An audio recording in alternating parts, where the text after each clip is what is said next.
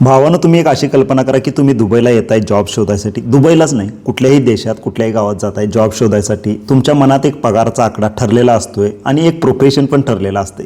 तुम्ही जाताय, तुम्हाला तेच प्रोफेशन मिळतंय जे तुम्ही म्हणजे इमॅजिन करून गेलेलं असतं, जे तुमचं स्वप्न असतंय. तुम्हाला पगार पण जवळपास तोच मिळतोय, पण तरी पण तुम्ही दुःखी असताय.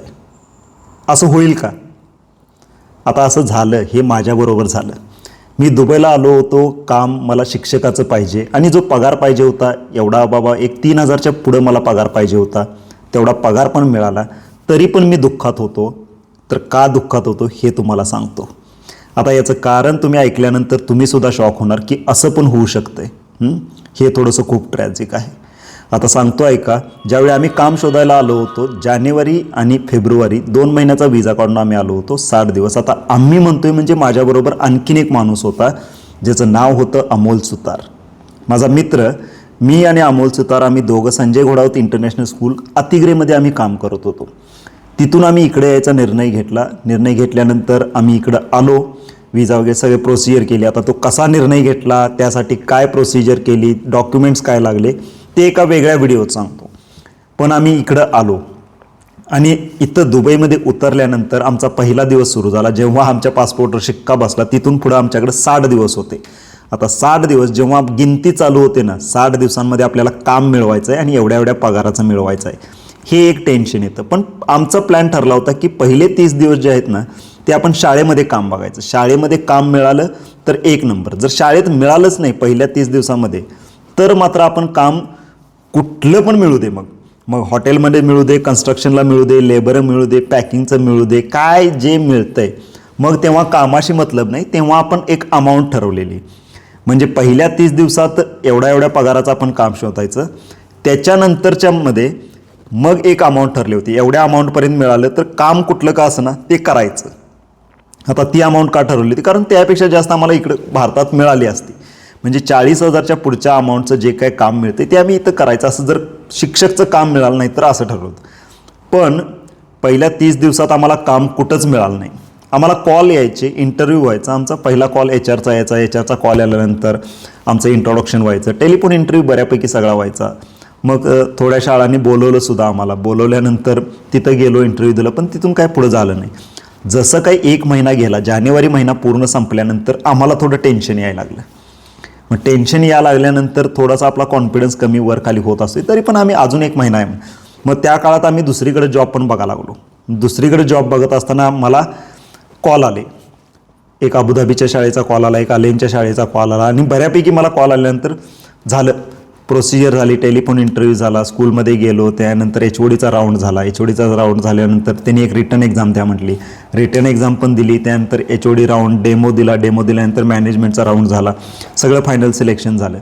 अलेनमध्ये एक ग्लोबल इंग्लिश स्कूल आहे, तिथं पण गेलो. टेलिफोन इंटरव्ह्यू झाला, तिथं गेलो, रिटर्न टेस्ट दिली. रिटर्न टेस्ट दिल्यानंतर HODचा राऊंड, डेमो, मग मॅनेजमेंटचा राऊंड, सगळं झालं. बऱ्यापैकी क्लिअर झाले. आणि ज्यावेळी आमचा विजा संपायला आला होता, म्हणजे ऑलमोस्ट एक 2-3 दिवस राहिले होते, त्यावेळी माझ्या हातामध्ये जॉब होता.